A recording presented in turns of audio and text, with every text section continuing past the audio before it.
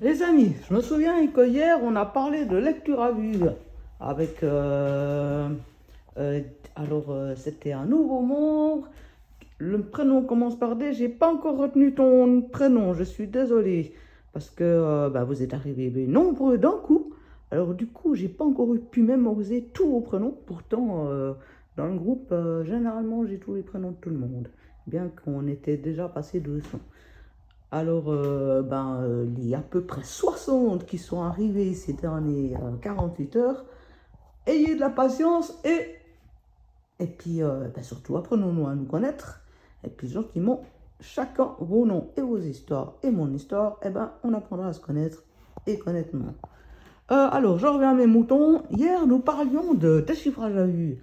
Il y avait un jeune homme dont son prénom commençait par D, qui fait partie justement des nouveaux arrivants de notre équipe et qui posait la question à savoir comment faire quand mon maestro, donc son prof j'imagine, parce que je traduis un petit peu ma fille en langage que je connais. Maestro, j'ai compris que c'était prof, donc c'est ceux qui vous enseignent. Votre prof de piano, son prof de piano, son maestro de piano, il avait envie que quand son prof lui mettait, excusez-moi, c'est un mot automatique de dire prof, quand son maestro lui mettait une partition devant lui, l'envie de ce jeune homme, c'était de directement réussir à le jouer. Alors, j'ai assez rapidement déchanté ce jeune homme, parce que j'y ai dit une chose. J'ai dit que une chose qui est que je sais moi en tant que prof, puisque c'est un métier que je pratique et puis j'ai fait des pauses dans ma vie puisque j'étais aussi journaliste. Mais enfin bref, j'ai assez de pratique de professeur autant de piano, de chant, de plein de choses et tout ça dans la musique pour savoir ça. Quand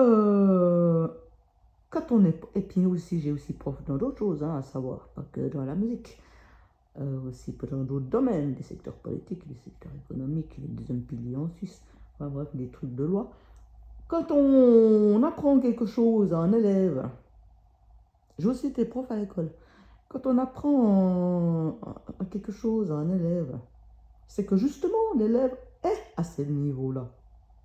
Donc la lecture à vue, c'est une chose qui se pratique que avec ce qu'on arrive déjà à maîtriser. Par exemple, le calcul mental. 2 fois 2, 4. 2 fois 3, 6. 2 fois 4, 8. Ainsi de suite. Un jour, lorsque vous étiez enfant, sur un tableau, ou sur une feuille, ou peu importe, ou avec vos doigts, vous avez dû apprendre ça par cœur. Et maintenant, quand on vous dit le double de telle et telle chose, vous savez que c'est 2 fois 2, en automatique. C'est une sorte de lecture à vue mathématique. La lecture à vue, en musique, c'est pareil. J'ai pris ce matin, pour vous faire un petit exemple, un truc qui pour moi peut être extrêmement simple. J'ai écouté la chanson, parce que je navigue un petit peu dans les cantiques. Alors, c'est mon truc à moi, c'est étant. Je navigue ces temps dans les cantiques de Thésée, que j'aime beaucoup. Et là, notamment, j'ai un ami qui m'a partagé un cantique qui s'appelle « Ô toi, l'au-delà de tout ». Alors, côté mélodique, ça ferait « Ô toi, l'au-delà de tout ». Enfin, je ne sais pas le chanter, puisque justement, mais j'ai essayé de l'apprendre au piano. Je l'ai surtout écouté. J'ai écouté et j'avais ça. Justement, une partition. Comme par exemple vos maestros peuvent vous présenter. Je l'ai trouvé sur internet, comme ça, boum. Et j'ai fait exactement l'exercice. Alors, pour moi, c'est du simple. C'est même du très, très simple. Mais j'ai fait l'exercice de faire de la lecture à vue en direct. Alors, vous verrez, même si pour moi, c'est très simple, la première fois, donc ça sera là ce que vous entendrez, c'est pas terrible. Parce que, écoutez l'original. Alors, je suis juste, la mélodie est juste, les accords sont justes, tout ça, tralala. Oui, ça joue, mais ça n'a encore rien à voir. La lecture à vue, ça nous sert principalement, quand on a des petits bouts et puis que c'est facile, on peut vite les jouer comme ça. Au moins, on assure. Mais on ne peut pas espérer. Par exemple, je vais prendre une autre partition, qui est une partition de mon niveau. Attendez un instant.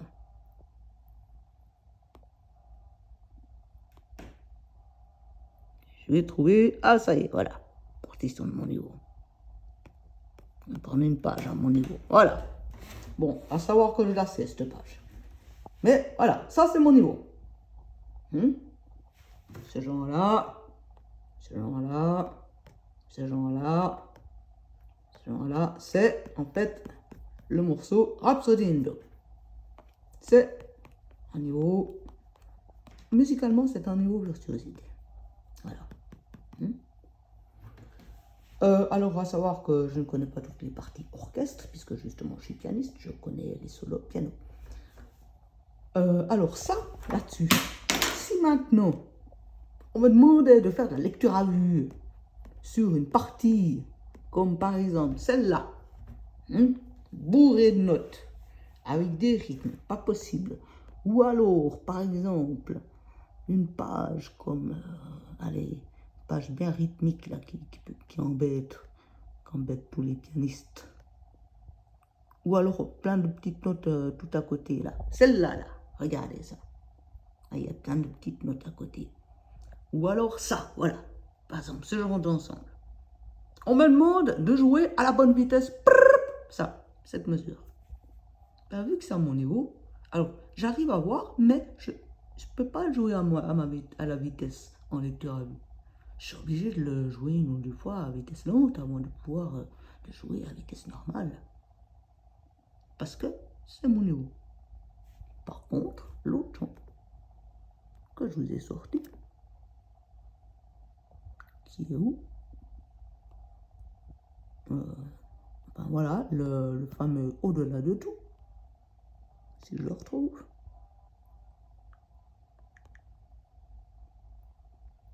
Ah, zut. Excusez-moi, crotte de biquette, comme je dis. Voilà, le au-delà de tout est pour moi beaucoup plus simple. Mais, même en lecture à vue, la première fois, on n'est jamais très bon. Allez, exemple. Je vous fais écouter ma première fois sur ce fameux chant. Et vous verrez, je vous mettrai en lien l'original. Et vous verrez, c'est pas facile la lecture à vue. 3, 4. S'il veut bien, 3, 4. Ah, il n'a pas compris. Comment on fait? Ah oui, comme ça. Excusez-moi, je suis très nul avec l'informatique. 3, 4.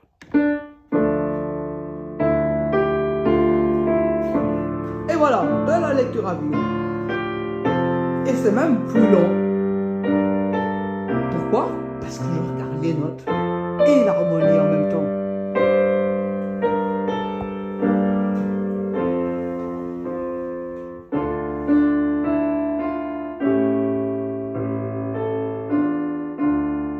Et je me trompe.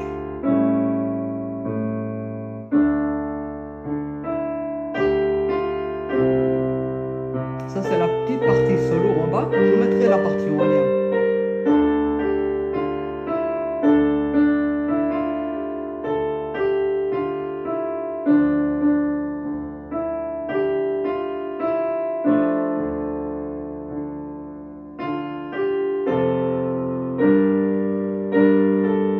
Voilà, ça, c'est une première lecture. Et je vous assure que je me suis appliqué. Bon, c'est encore le matin, mais je me suis appliqué. Comme quoi que la lecture à vue, il faut s'entraîner, il faut s'entraîner, il faut s'entraîner.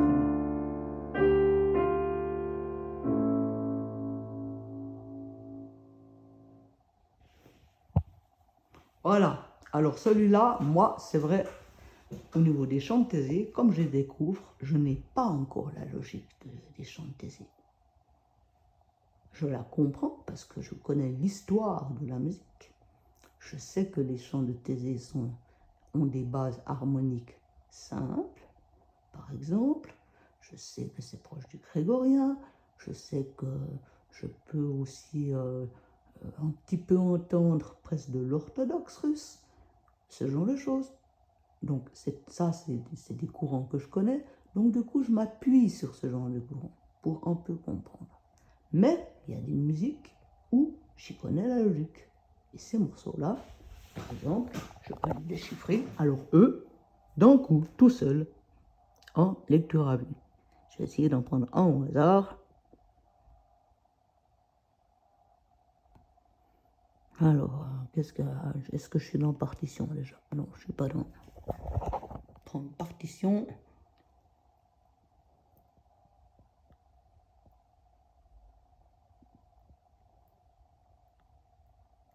Allez. Qu'est-ce que je peux prendre? Allez, le début de la grande messe de Mozart. Ça, c'est une logique. C'est la logique classique. Donc, théoriquement, je vais le faire en direct devant vous. Théoriquement, je devrais bien m'en sortir. Si ma partition est bien chargée. Ou je vais aller chercher autrement la messe de Mozart. Parce que c'est très facile à la voir. Messe en C, si jamais ça s'appelle Mozart. PDF, vous tapez. Et puis normalement, vous devez avoir toute la pièce. Exactement, vous voyez, si vous faites la même recherche que moi, tous ceux qui veulent, hein, vous tapez messe en C Mozart, et le premier qui tombe, c'est effectivement toute la pièce. Ceux qui sont intéressés, notamment tous les chefs de chœur et compagnie. Hein. Alors, allons-y. Messe en C Mozart. Je vais mettre mon truc pour tenir. C'est une longue vidéo, hein, je sais. Et puis je parle beaucoup. Même après, voilà, c'est samedi, c'est tranquille. Je sais pas pour vous. Moi, j'ai congé samedi. Alors, je vais essayer, à savoir que la messe en C de Mozart, je l'ai que chantée. Je ne l'ai jamais jouée au piano. Je vais tenter de faire l'introduction au piano parce que déjà Prums, je sais qu'il y a une logique. Et je vais tâcher d'y jouer à la bonne vitesse, en sachant que je ne l'ai jamais joué, puisque je viens de chercher la partition sous vos yeux.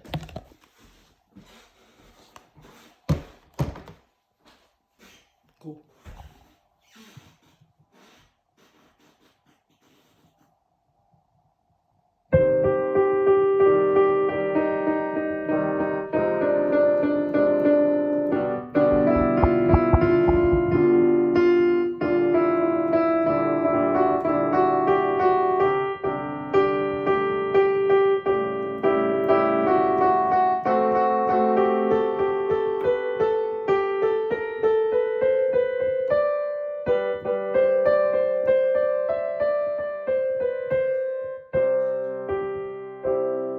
Voilà ce que j'ai réussi.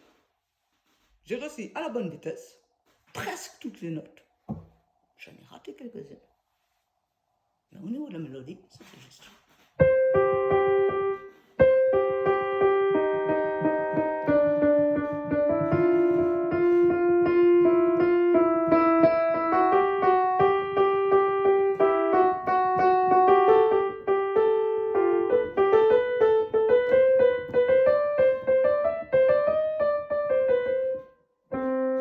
Ça, on l'a entendu, c'est le principal.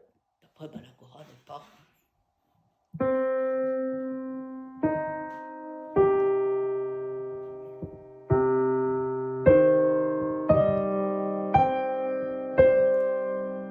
Qu'est-ce qu'elle fait après la chorale? Là, je fais que les altos, en fait. Que les altos et les sopranos.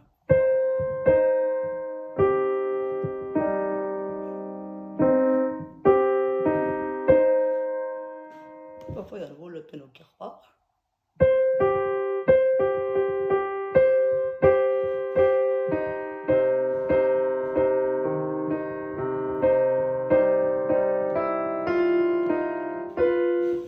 Alors, le but, c'est en fait de réussir à repérer les structures. Et c'est très difficile. Ça, par exemple, moi, je dois le travailler.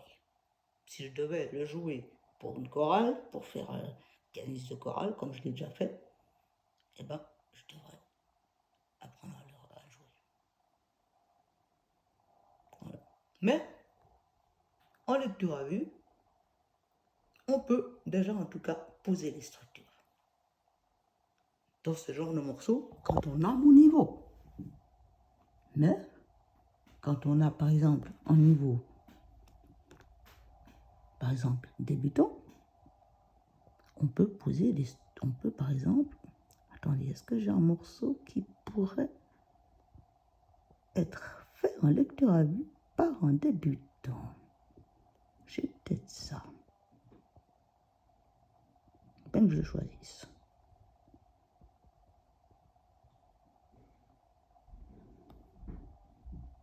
Peut-être celui-là.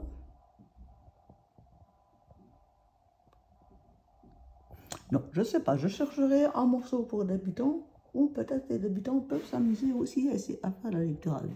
Pour l'instant, je ne trouve pas. Alors, ça sera pour la prochaine vidéo. Bye bye les amis. Bonne journée à vous.